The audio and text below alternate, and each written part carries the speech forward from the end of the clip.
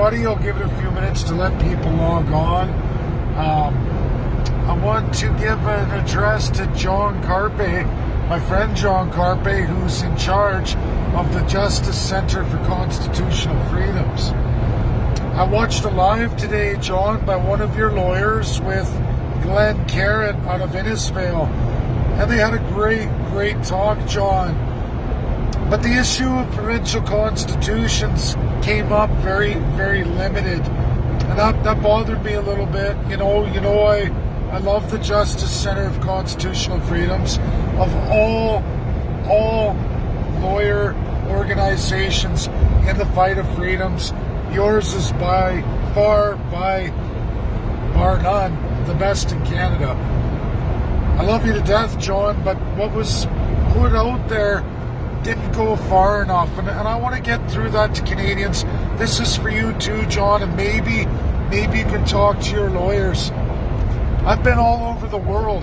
I've spent 2 years in many nations of the world, including the United States of America, Russia, UK, France, and now even into China, getting in to absolute constitutionalism. The breakdown of countries like Canada. What is Canada? What do we have? Well, how are we different than the rest of the world?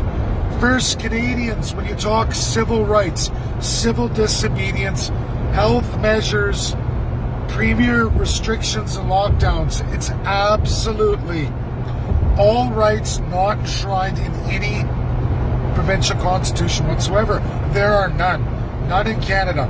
Alberta Bill of Rights, Ontario Human Rights, all of these pieces of paper that are basically charters are all underneath the Canadian Constitution. In the Canadian overriding Constitution, it gives powers absolutely to all the politicians, even more so for premiers. They run absolutely full autocratic. So are the prime ministers. They have a backdoor crown colonial power. Governor General, Lieutenant Governor, these are the crown powers inherited from the UK. Alberta, Ontario, all the provinces, all the territories, 2/3 of all your rights are not enshrined in any constitution. That in the Canadian Constitution gives you all that absolutely. Justice Center, the rest of them can't fight for your civil rights, which are business, property, a lot of First Nation problems. It goes on and on.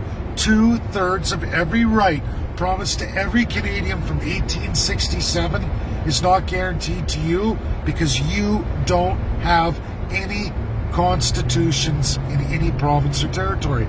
Because of that, every premier in every province, territory gets to decide what rights they can give you or restrict from you any time they want. That's absolute. Federally, they can do the same because even though you have the Charter, even though Quebec has the Bill of Rights, does not matter.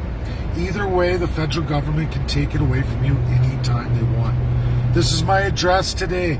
Without provincial constitutions, Canadians, you are a slave to the health ministries of the premiers, provincial division of powers. There are 0 rules of governance how to govern. I can show you in 85 regions of Russia, these are enshrined in absolutely 85 separate constitutions of every region of Russia. The same with USA. This is most of the world that has regions, provinces, states, territories, on and on and on. They all have different names. Your country removes... In 3 kilometers, use the right 2 lanes to take the Ontario 427 exit toward Ontario 401, Pearson. Gotta go, everybody. That's my video. Please, John, talk to your lawyers. I love them all to death. I love you to death, too. You know that. I know you guys are awesome. But we need to get real truths out there.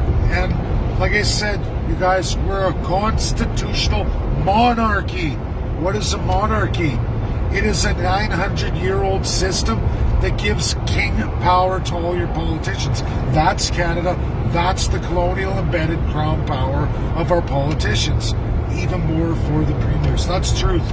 We will never break it until we get constitutionals and absolute dismemberment federally. Federally, dismemberment, redesign, provincial, absolute design. This is what we have to do. Love you all. Goodbye.